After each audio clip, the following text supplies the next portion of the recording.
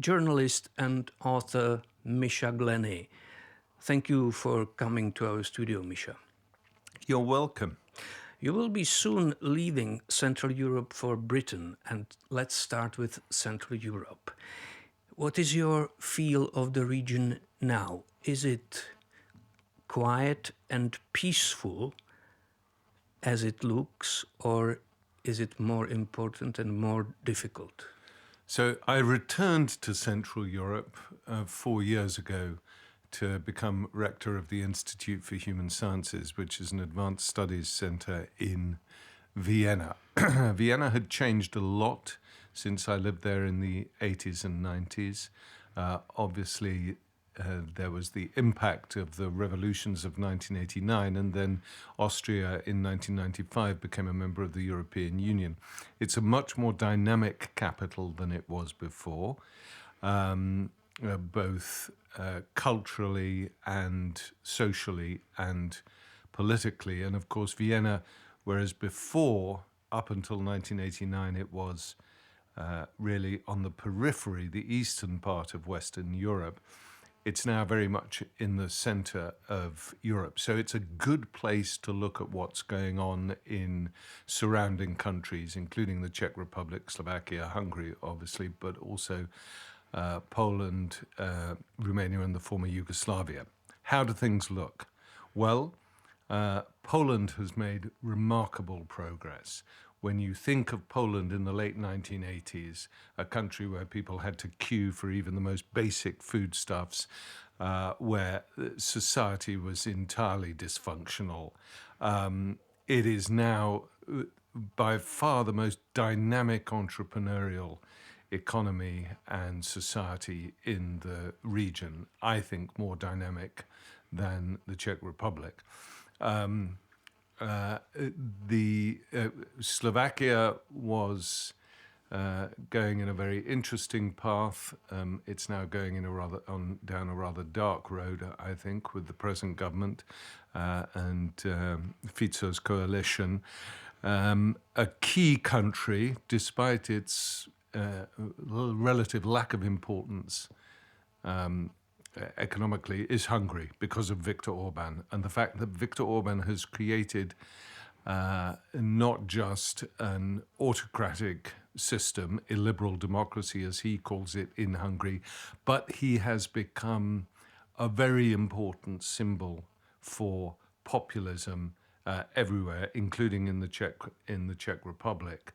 Sorry, a question comes immediately. Yeah. Can Viktor Orbán be beaten in the elections next month? In my opinion, it's most likely that he will be beaten. He will try and prevent that using all sorts of mechanisms, but Péter Magyar, his challengers' poll ratings are significantly higher than Fidesz's, and other opposition parties have now fallen in behind Péter Magyar and said that they won't put candidates up in the election in order to strengthen the possibility of Magyar winning. If Magyar does win, if these are fair elections, then this will have a significant impact on the region. Because Orbán really was a beacon, as I say, for populists, including here in the Czech Republic. Your Prime Minister, Mr. Babiš, I believe to be more of an opportunist and a pragmatist than an ideologue in the way that Orbán has fashioned himself, and Fico certainly is. And Babiš will take notice of Orbán's defeat, in particular in terms of the relationship between the Czech Republic and the European Union. Is Péter Magyar, in your view, considerably different than Viktor Orbán? Yes, he is, because he has to be different given where his support comes from. So the bulk of his support, his real core support, is in Budapest. Like all capital cities at the moment, in Europe, they tend to be more liberal, less inclined towards populist, nationalist solutions, and Budapest is no different in that. And so Magyar, who has his policy statements have clearly put real distance between him and Orbán's policies since 2010. And also, I mean, I've heard the argument, oh, Péter Magyar comes from Fidesz originally, he's a social conservative, and it's going to be more of the same.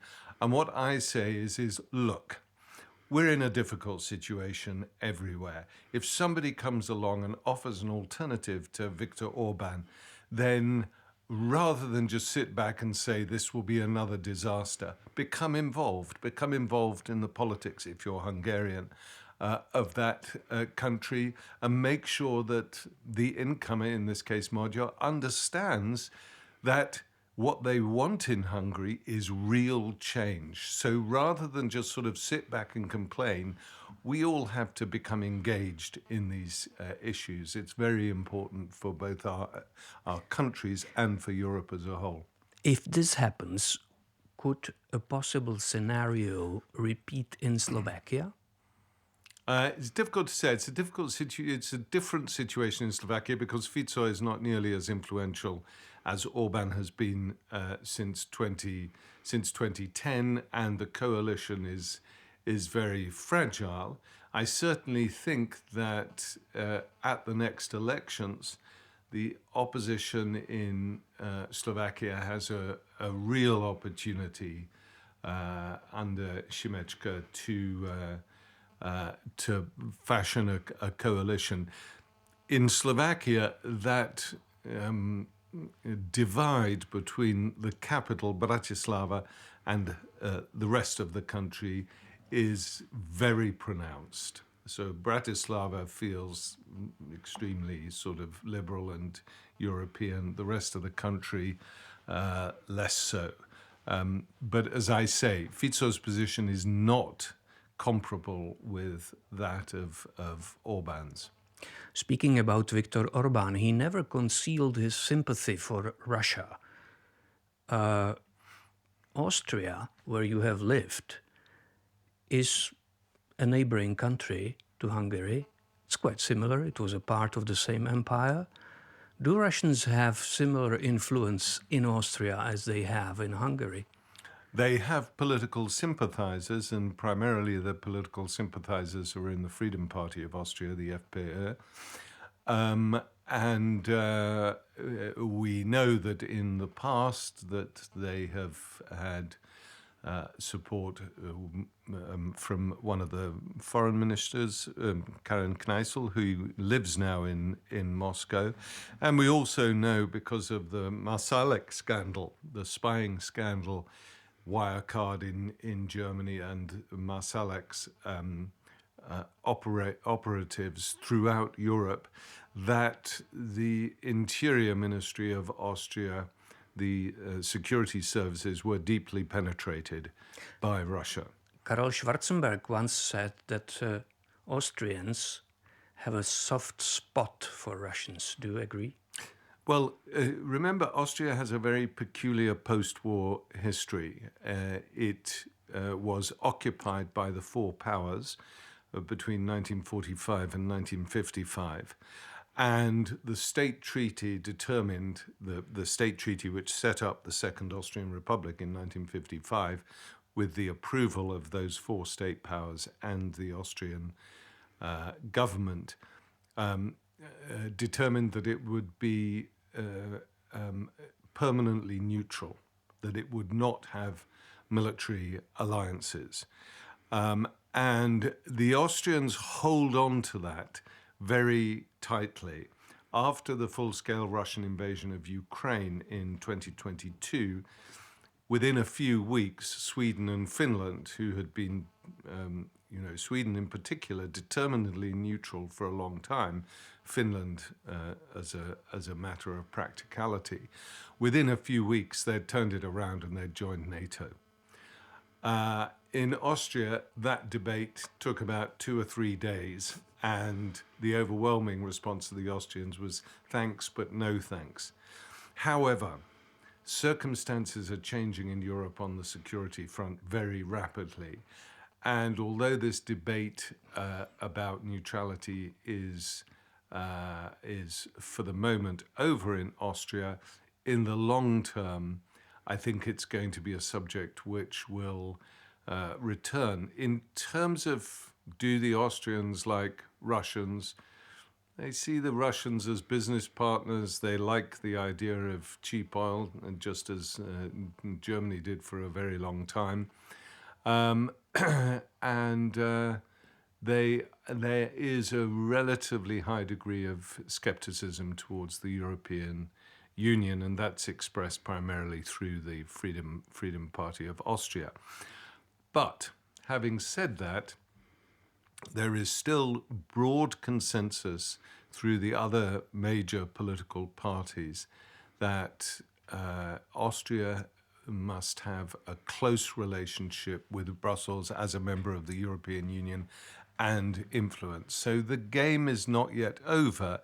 And in Vienna in particular, where you've had a strong social democratic government or coalition government, and Vienna, remember, is an incredibly powerful part of the Austrian economy and society, you have a really vibrant, progressive city, which is an impressive place to live.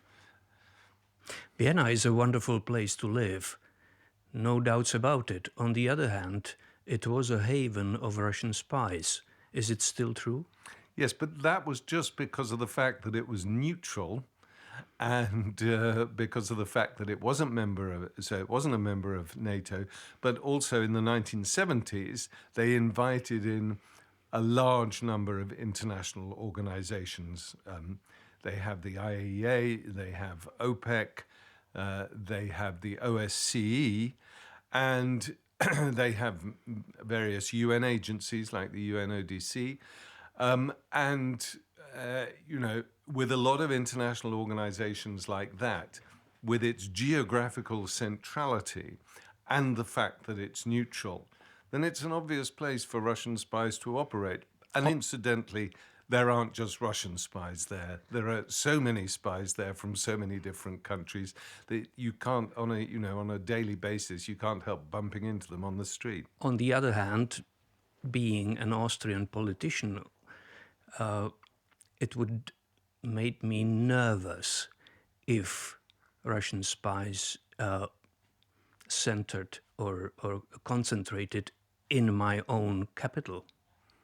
Yeah, but I mean, that's goes with the territory of that environment that I just explained. I mean, the more serious concern, in my opinion, is the penetration of Austrian security services by outside powers, in particular Russia. But the Americans also exert quite a lot of influence over the Austrians, and so do the British as well. The Germans, interestingly, less so. You have written extensively about organized crime, and I have a question about organized crime. Hasn't the character of that crime changed recently because some states, namely Russia in our case, sponsor the organized crime?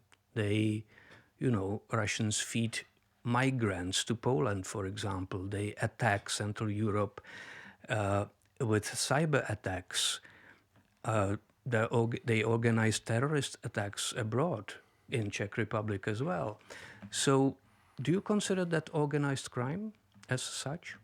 So I wrote a book about this that came out in 2008, McMafia, which is also published in Czech.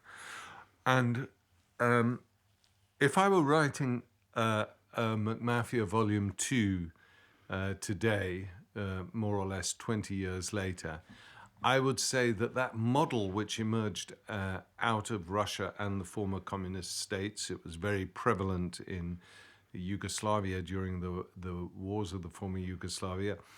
I'd say that model has proven attractive to countries all over the world, that there is collaboration between organized crime and politicians. and that a culture of impunity has emerged, not just in Russia, but in a country like Mexico, for example. There's a lot of collaboration between organized crime and politics. But I would also say that it has hugely influenced, mafia activity has hugely influenced the culture of politics around the world, including in the United States. As regards Russia and organized crime, what Putin did is that during the 1990s, the so-called period of gangster capitalism, it was oligarchs backed by organized criminal groups who were largely in control of the state. And what Putin represents is a return of the security state and the security services, KGB, FSB in particular, which flipped that on its head, and the state started controlling oligarchs and organized crime again. Within that, we have seen a lot of activity, which is broadly criminal, that has been allowed by Moscow, particularly in the cybersphere. And we have very good evidence that there is widespread cybercriminal activity which emanates out of Russia and which is backed by Moscow, which Moscow tolerates and even encourages, particularly since 2022. I said you are leaving Vienna, heading back to Britain. Let us speak about Britain. It's almost 10 years since the referendum which decided that Britain would leave the European Union. Has Brexit diminished the importance of your country? First of all, it has significantly diminished the importance of our country, but also it has significantly weakened the economy. It's now estimated that in the last 10 years, we have lost between 6 to 8% of our GDP as a direct consequence of Brexit. And whilst for a long time, and because of COVID as well, there were attempts by supporters of Brexit to suggest that this was the beginning of a great new future. In fact, there is now a growing resolution, and over 67% now of the population would like to see Britain back in the European Union. There is a growing realization that at a time when the world is fragmenting into big blocs, the United States, the European Union, China, India, South America, that the United Kingdom simply doesn't have the financial firepower as a single country outside of the EU, a third party, to cope. And this is the major reason why you're now beginning to see, for the first time after 10 years, people publicly articulating the need to return to the European Union, or at the very least to the single market, particularly since the EU concluded its negotiations and signed the trade agreements with Mercosur in South America and with India. We are looking very weak and very vulnerable. And you can see this at the moment on the Iran issue. Britain is permanently caught between an aggressive, capricious United States under Donald Trump and a European Union that was fed up with all the drama around Brexit, which is very, very skeptical about Britain's attempts to get closer again. One thing I would say is that a lot of other EU countries where skepticism towards the EU was very high, including in the Czech Republic, they don't talk so much anymore about leaving the EU because Britain is a classic example of the damage inflicted on a state that decides to extract itself from 40 years of regulatory alignment with other countries. So if it's one positive thing that's come out of Brexit, it's made a lot of other people realize that leaving the EU might make you feel good for 5 minutes, but you regret the decision at your leisure. When do you plan to be back in London, Misha?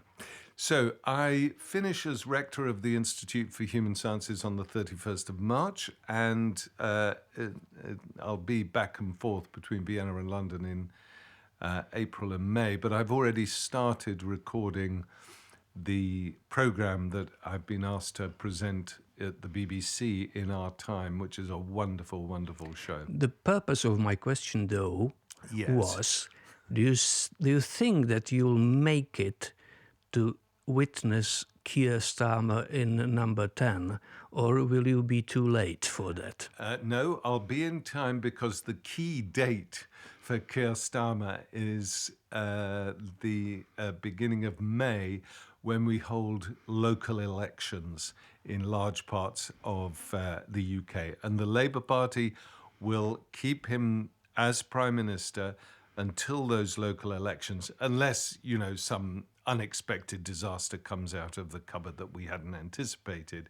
But that will be the date, May. If Labour does very, very badly, then you may well see a move within the Labour Party to try and get rid of him. All my life, British government was either Labour or Conservative. Will we see another different government in Britain led by Reform UK, for example? Well, all my life, I've also seen coalition governments between the Conservatives and the Liberals, and then something called the Lib-Lab Pact earlier. So we have had a little bit of coalition, but the point of your question is right. We are now seeing a complete change of the political landscape, in as much that the Reform Party, Nigel Farage's populist, pro-Brexit party, has taken a lot of votes for the Conservatives. And the Green Party is now, in the latest poll, running second in the polling after the Reform Party. And the Green Party last week had a very impressive election victory in the by-election. Now, what does this mean in a electoral system which is first past the post, which is not proportional representation? It means at some point there is going to be, I think, a revival of the discussion about changing the electoral system, because it's a stable system as long as it's basically a two-party race. As soon as it becomes a 4 or 5-party race, it becomes an incredibly unstable system. And so the pressure to change, I suspect, over the next few years will grow. What's the reason of the increase of importance of anti-system parties like Reform UK? Why are they more popular than traditional parties? Because of a whole range of issues over the past 20 years. The financial crash of 2008, the impact of social media, the general disaffection of the political class, COVID, all these things are coming together to create strong populist movements around all over Europe and elsewhere. But what you notice is, what populist movements are really good at doing is campaigning and simplifying complex political issues. Once they get into power, they discover that they have a choice. Either they will run the economy badly, which is what they tend to do, or they will have to interfere with the mechanisms of democracy and institutional accountability, just in the way that the PiS government did in Poland with the judiciary, with Polish television and radio, and just as Viktor Orbán has done with the civil service, the judiciary, the media, to create this autocratic, illiberal democracy which barely deserves the name democracy. So that's their choice, interference. We sit in the studio of the Czech radio. The Czech radio is a public broadcaster, as you know. What do you think we risk if we decrease the importance of public broadcasters? Particularly given the impact of internet technologies on traditional media and the emergence of social media, public broadcasting services are more important than ever for a coherent democratic debate about how we should structure our societies. The BBC is under significant pressure in the United Kingdom. It has to renew its license every 7 years, and it will do so in 2 years' time. And it's likely that this time it will be passed. But it is, like Czech radio and Czech television, under two pressures: under governmental pressure, and it's under pressure from the streamers like Netflix, Amazon Prime, Apple, and so on and so forth, who have much, much more money to compete, not with news programs initially, but with entertainment programs, films, TV dramas, and so on and so forth. So that's the environment we're working in. Czech radio and Czech television, of all the former communist countries in Central Europe, is by far the best public broadcasting service.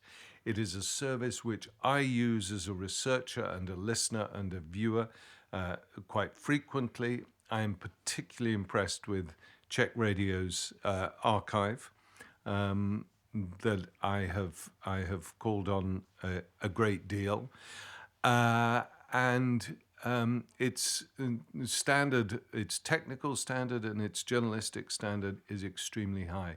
It would be a grave error, in my opinion, to interfere, to try and dismantle Czech radio and Czech television, just as I fear the possibility of the dismantling of the BBC or ORF in Austria as well. There is, of course, the famous Joni Mitchell song, which has the line in it, don't it always seem to be, you don't know what you've got till it's gone. And Czech radio and Czech television are a jewel in the social and political environment in the Czech Republic, in my opinion. And if you get rid of it, it will be sorely, sorely missed, and a matter of deep regret. Thank you very much, Misha. Much luck with the BBC. Thank you very much, Petře. And much luck with Czech radio and Czech television.